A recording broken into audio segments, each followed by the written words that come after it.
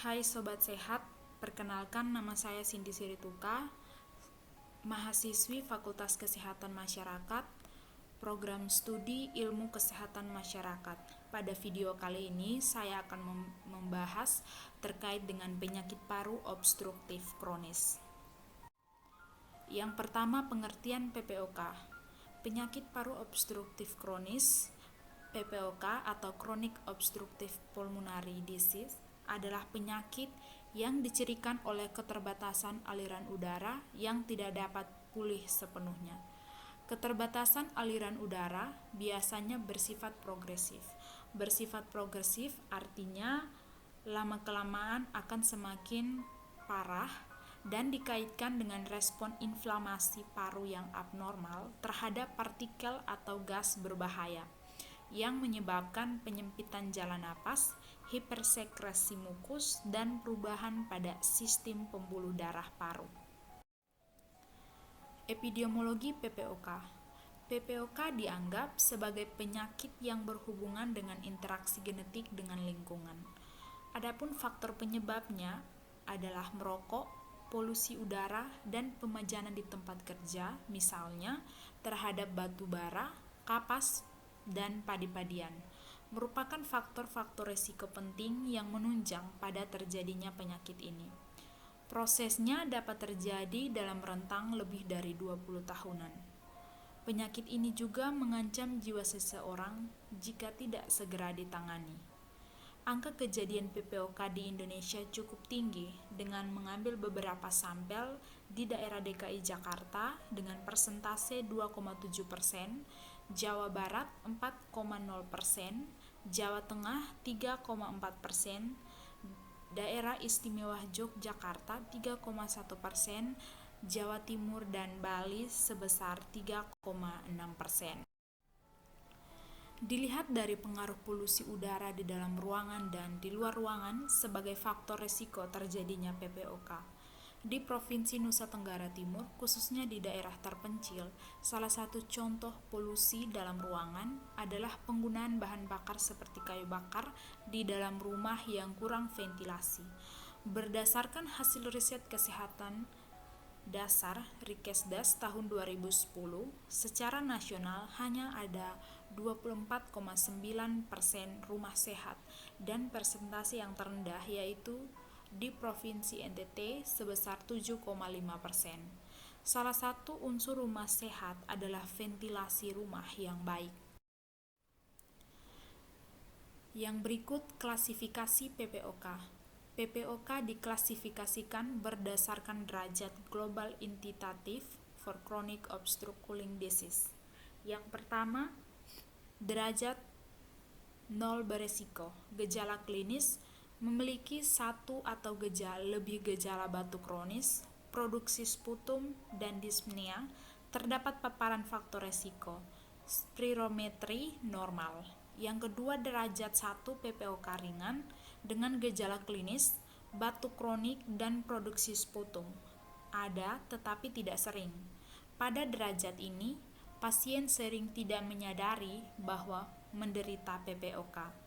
Yang ketiga, derajat 2 PPOK sedang dengan gejala klinis, sesak mulai dirasakan saat aktivitas dan kadang ditemukan gejala batuk dan produksi sputum. Pada derajat ini, biasanya pasien mulai memeriksakan kesehatannya. Yang keempat, derajat 3 PPOK berat, gejala klinisnya sesak lebih berat, penurunan aktivitas, rasa lelah, dan serangan eksaserbasi semakin sering dan berdampak pada kualitas hidup pasien. Yang kelima, derajat 4 PPOK sangat berat dengan gejala klinis, gejala di atas ditambah tanda-tanda gagal napas atau gagal jantung kanan dan ketergantungan oksigen. Pada derajat ini, kualitas hidup pasien memburuk dan jika eksaserbasi dapat mengancam jiwa biasanya disertai gagal napas kronik. Yang berikut etiologi. Ada 4. Yang pertama, kebiasaan merokok, polusi udara, paparan debu, asap, dan gas kimiawi. Yang kedua, faktor usia dan jenis kelamin, sehingga mengakibatkan berkurangnya fungsi paru-paru bahkan pada saat gejala penyakit tidak dirasakan.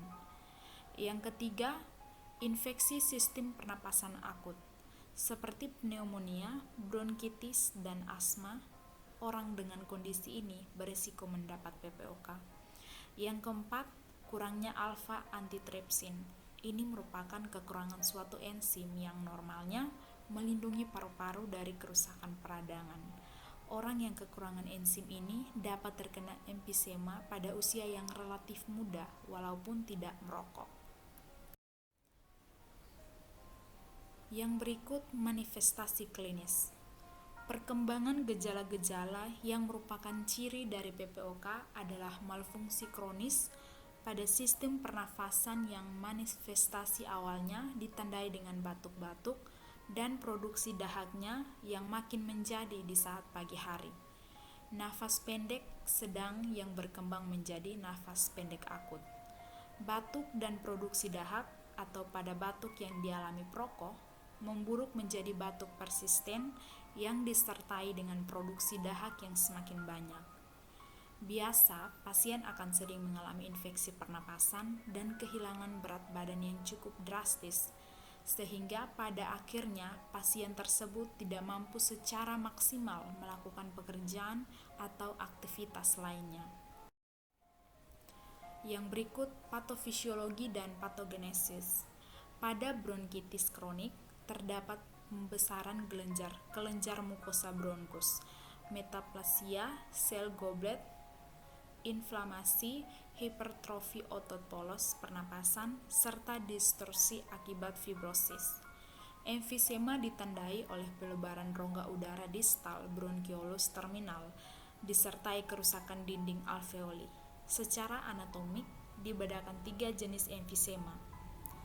Yang pertama, emfisema centriasinar, dimulai dari bronkiolus respiratori dan meluas ke perifer, terutama mengenai bagian atas paru, sering akibat kebiasaan merokok lama.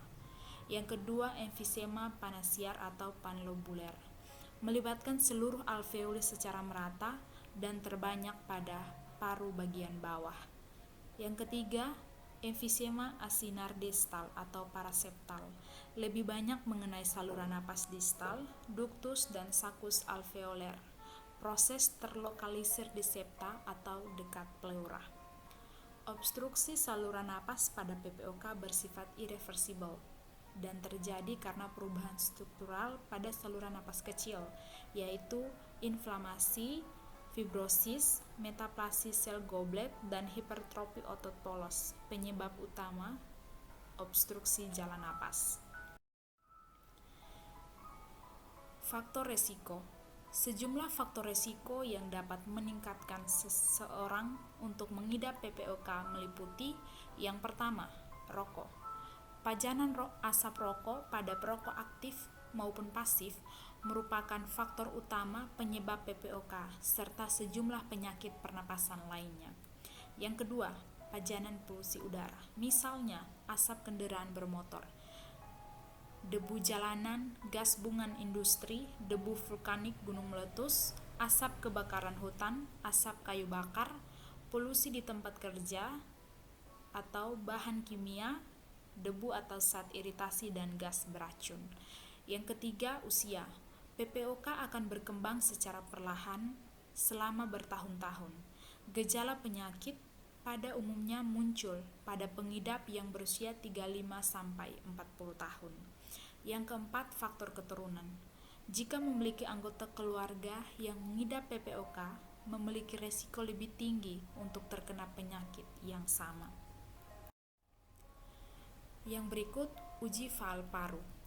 Uji faal paru dengan menggunakan spirometri berguna untuk menegakkan diagnosis, melihat perkembangan penyakit, dan menentukan prognosa.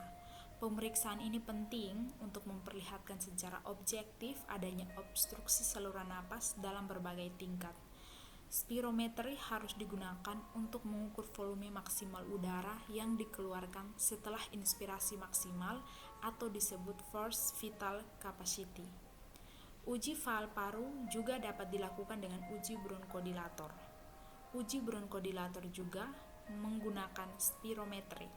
Teknik pemeriksaan ini adalah dengan memberikan bronkodilator inhalasi sebanyak 8 hisapan dan 15-20 menit, kemudian dilihat perubahan nilai VF1-nya.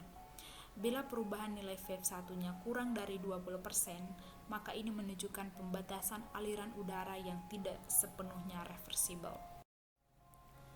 Dari hasil pemeriksaan spirometri setelah pemberian bronkodilator juga dapat menentukan klasifikasi penyakit PPOK. Nah, klasifikasi tersebut adalah yang pertama stage 1, ringan pada stage 1. Hasil pemeriksaan spirometri setelah pemberian bronkodilator menunjukkan hasil rasio VF1 per FVC kurang dari 70% dan nilai VF1 diperkirakan lebih besar sama dengan 80% dari nilai prediksi. Yang kedua stage 2. Sedang pada stage 2 hasil rasio VF1 per FVC kurang dari 70% dengan perkiraan nilai VF1 di antara 50-80% dari nilai prediksi. Kemudian stage 3 berat pada stage 3 dengan rasio VF1 per FVC kurang dari 70% dan nilai menunjukkan VF1 di antara 30-50% dari nilai prediksi. Yang keempat, stage 4. Sangat berat pada stage 4. Rasionya VF1 per FVC kurang dari 70%. Nilai VF1 diperkirakan kurang dari 30% ataupun kurang dari 50% dengan kegagalan respirasi kronik. Yang berikut diagnosis. Diagnosis klinis untuk PPOK harus dicurigai jika seseorang mengalami kesulitan bernapas, batuk kronis atau terbentuknya sputum dan riwayat terkena faktor risiko penyakit ini.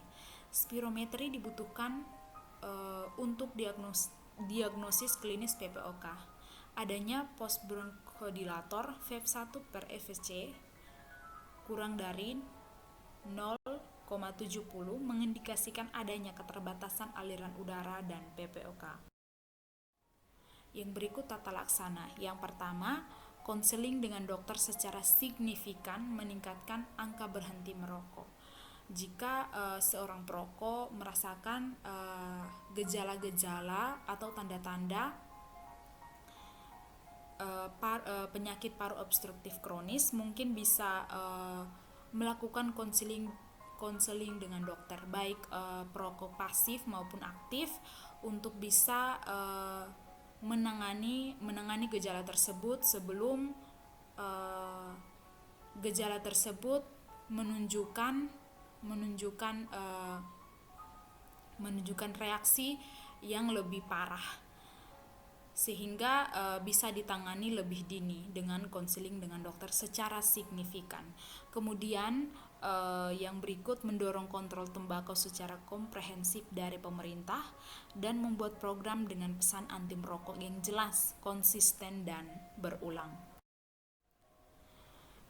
Yang berikut pencegahan PPOK. Ada empat cara yang bisa dilakukan untuk pencegahan PPOK, yaitu yang pertama, menghentikan kebiasaan merokok dan jauhi asap rokok. Menghentikan kebiasaan merokok khusus bagi perokok aktif maupun pasif.